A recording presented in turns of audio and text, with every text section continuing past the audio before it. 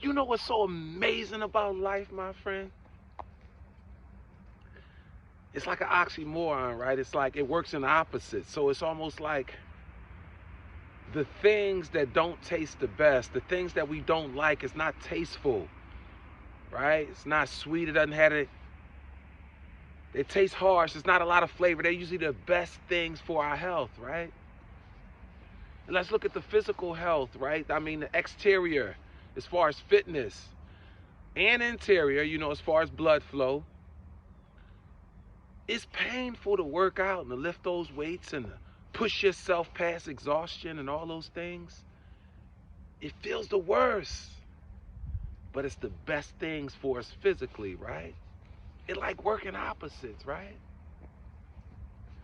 The very things that are most pleasurable are usually most dangerous and leads to the most problems. But they feel the best. They're the most exhilarating, right? It's opposites, right? It's opposites. The thing that most people think they really want just to sit back and relax and chill, it will lead you to poverty, my friend. It's the principle of sow and reap. Whatever you sow, that's what you also reap. That's God's principle for keeping your life from failing. It's God's plan to keep your life from failing. You get to sow something into the kingdom so you get something back. You get to earn, you get to work so you can earn a wage. But it's painful to force yourself to go out there and do something you don't want to do. But you got to do it because you need that money. You need that wage. You need that thing in return. The very things in life we don't like are the very things that we need, are the very things that build discipline. Now, here's one thing that most people don't like. They put a negative connotation to this. Problems.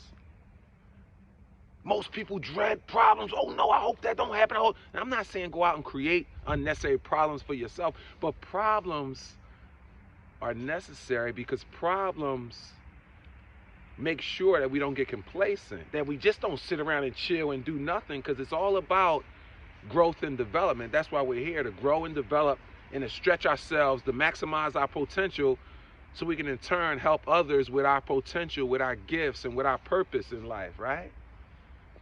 See, most people think that they don't want problems, and they might not feel like having those problems the same way we don't feel like eating the foods that don't taste the best, and we don't feel like doing the things that's grueling and painful to our bodies. But in most instances, it's the best things for us, my friend. See, most people dislike problems. They put a negative twist on problems, but problems are really your friend. And here's why. Because you are a problem solver, my friend. Yes, you are. You are a problem solver. And here's evidence. Because you're still here. All those problems that you've encountered in your life thus far, they haven't taken you out. You're still standing, my friend. You, my friend, are a problem solver. And you should be commended. So here's the thing. Here's the thing about problems, right? The thing about problems, that's why you got to stop wasting that precious, and I'm talking precious time and energy, wishing that you didn't have problems, right? It's foolish. It's getting to that thing like you need problems to grow and develop. So you wasting precious energy and time wishing that you didn't have problems. Oh, I hope no more problems come, when you know more problems are coming. That's a fixed part of life, right?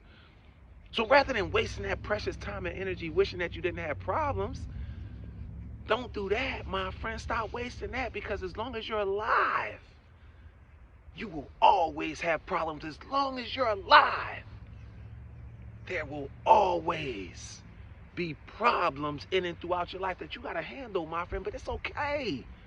Don't trip over that, because you are a problem solver, right? So here's the thing. So rather than wasting that time and energy wishing and praying that you didn't have problems, take that same precious time and energy, same prayers, to pray that you become a better problem solver, my friend. Did I tell you you're already a problem solver? Let's get better. Because the problems, they're coming. It's a fixed part of life, my friend. But here's 3 reasons why you should look forward to solving problems, my friend. Number 1, here's the thing about problems. This is crazy. This will trip you out, right? Here's the thing. Problems are a measure of your growth and your development. Let me explain. See, if you're still dealing with the same problems over and over, year after year, you're not growing. See, but if you're accruing new problems, if you're solving these problems and you're getting new problems and you're graduating to new and improved problems, then that's a sure tell sign that you're growing, my friend. You're doing it right. You just got to change your perception of the problems, because problems are really your friends. So sometimes that sting of bitterness, that sting of frustration when you approach in a situation that's a problem or maybe challenging or difficult, just that sting of negativity will interfere with your ability to solve that problem. So welcome to problem. Problems are really your friend, but it won't seem like it at first, because you got to first get to know the problem, my friend. That's when you'll realize that it's just another challenge that's going to make me stronger. It's going to elevate my life, right? And number 2, here's the thing.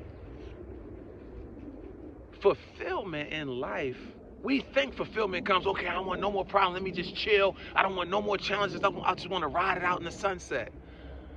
Well, I mean, I vacationed a ton all around the world, and I vacationed till I was tired of vacation. And the truth of the matter is that just laying in the sunset, just doing nothing, it leads to complacency, and it leads to inner turmoil, because we are made to create. We're made to work. We're made to innovate. So it's not to sit back and wish we didn't have problems. No, fulfillment doesn't come from that. Fulfillment comes from being able to solve whatever problem comes our way. That's what brings you fulfillment. Fulfillment doesn't come from not having a test and just getting skipped along. Oh, because there's no appreciation of that. You got skipped along. You didn't earn it. Fulfillment comes from getting that test, and you've been studying and putting that time in and passing that test. That is the ultimate fulfillment, my friend. Did I tell you that you are a problem solver, my friend? And number 3, right? You got to develop a greatness mindset. A mind bold enough to believe, my friend. Like I just mentioned, you got to change your perception of problems, but this is how you got to view problems moving forward from here on out. Problems are nothing more than growth opportunities. I'll say it again.